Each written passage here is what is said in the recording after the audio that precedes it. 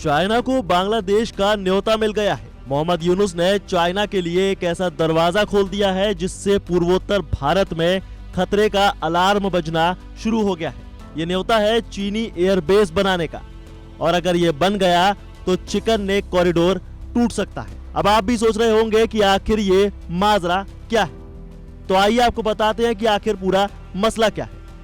देखिए, एक सवाल ये भी खड़ा हो रहा है कि क्या मोहम्मद यूनुस ने चीन के लिए भारत के दरवाजे खोल दिए हैं, और ये सवाल तब उठा जब पूर्वोत्तर भारत से आने वाली एक आहट ने नई दिल्ली की नींदें उड़ा दी। खबर है कि बांग्लादेश के लालमोनेरहाट जिले को, जो कि भारत के रणनीतिक चिकन नेक इलाके के बेहद करीब है, वहां चीन एयरफील्ड या एयरबेस बनाने की प्लानिंग करके आगे बढ़ चुका है। दावा यह भी किया जा रहा है कि बांग्लादेश की अंतरिम सरकार के प्रमुख सलाहकार मोहम्मद यूनुस के न्योते के बाद चीन को प्रत्यक्ष सेना सहयोग के लिए बुलाया गया है। वहीं इकोनॉमिक टाइम्स की एक रिपोर्ट कहती है कि चीनी एयरबेस की रिपोर्ट आने के बाद भारत ने ऐसी रिपोर्ट की स्टडी करना शुरू कर दिया।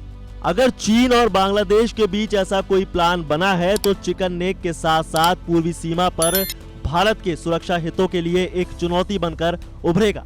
ईटी की एक रिपोर्ट यानी इकोनॉमिक टाइम्स की रिपोर्ट कहती है कि ऑफिशियल डॉक्यूमेंट्स में तो इस एयरबेस का जिक्र नहीं किया गया, लेकिन माना जा रहा है कि मोहम्मद यूनुस ने जब पिछले दिनों बीजिंग की यात्रा की थी तो उन्होंने चीनी अधिकारियों के साथ इस एयरबेस को लेकर बात की थी। आपको बता दें कि लालमोनेरहाट जिला रणनीतिक रूप से उत्तर पश्चिमी बांग्लादेश में मौजूद है, जो कि पश्चिम बंगाल के जलपाईगुड़ी और कूच बिहार जिले के काफी नजदीक है। और अब मोहम्मद यूनुस के इस कदम को भारत के लिए सबसे बड़ी साजिश माना जा रहा है। तो देखिए, सिलीगुड़ी कॉरिडोर, जिसे चिकन नेक कहा जाता है, वो भारत का काफी संवेदनशील इलाका है। ये पश्चिम बंगाल में जमीन का एक संकरा हिस्सा है जो पूर्वोत्तर राज्यों को भारत के बाकी हिस्सों से जोड़ता है। इसकी सीमा नेपाल, बांग्लादेश और भूटान से लगती है। इस इलाके में भारतीय सेना काफी ज्यादा एक्टिव है। हालांकि अभी तक भारत के पूर्वी पड़ोस में कोई चीनी वायुसेना का लड़ाकू विमान तैनात नहीं किया गया है, लेकिन बांग्लादेश पर नजर रखने वालों के मुताबिक इस तरह के किसी भी प्रस्ताव से भारत के लिए गंभीर सुरक्षा चिंताएं पैदा कर सकती है, क्योंकि इससे पूरा पूर्वोत्तर, सिक्किम और पश्चिम बंगाल अनसेफ हो सकता है। इससे पहले मोहम्मद यूनुस का बीजिंग में वो बयान भी विवाद की वजह बना था, जिसमें उन्होंने कहा था कि भारत के पूर्वी हिस्से में मौजूद भारत के 7 राज्य, जिन्हें 7 सिस्टर्स कहा जाता है, वो पूरी तरह से भूमि से घिरे हुए हैं, यानी पूरा ये जमीनी इलाका है और उनके पास महासागर तक पहुंचने का कोई रास्ता नहीं है, और बांग्लादेश पूरे इलाके के लिए महासागर का एकमात्र संरक्षक है। यह बयान था मोहम्मद यूनुस का। इसके अलावा चीनी राष्ट्रपति शी जिनपिंग के साथ बैठक के दौरान मोहम्मद यूनुस ने बांग्लादेश में मोंगला बंदरगाह के मॉडर्नाइजेशन में चीनी सहायता हासिल की है। ये 400 मिलियन अमेरिकी डॉलर की लागत वाली परियोजना है।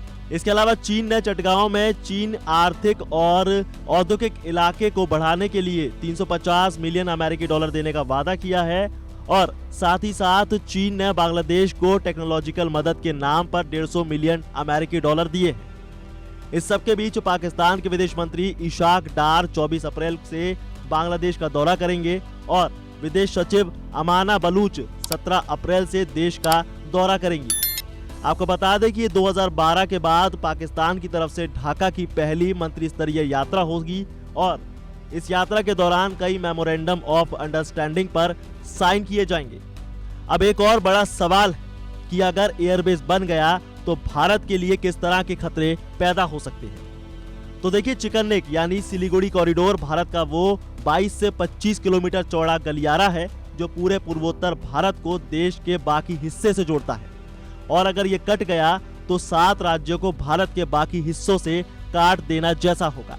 लिहाजा बांग्लादेश को चीन को एयरबेस बनाने का न्योता देना भारत के खिलाफ न सिर्फ जियोग्राफिकल बल्कि आर्मी, राजनीतिक और रणनीतिक लड़ाई की शुरुआत है। ऐसे में अगर इस कॉरिडोर से कुछ किलोमीटर दूर चीन को एयरबेस बनाने की छूट मिल जाती है तो क्या वो इस जगह की सेंसिटिविटी का फायदा नहीं उठाएगा, सवाल ये भी है। तो इस पर यूरेशियन टाइम्स की एक रिपोर्ट कहती है कि मोहम्मद यूनुस ने खुले तौर पर चीन को बांग्लादेश में निवेश करने का न्योता दे दिया है, और ये भी कहा है कि वो सेना के इस्तेमाल से संभावनाओं से इनकार नहीं करते।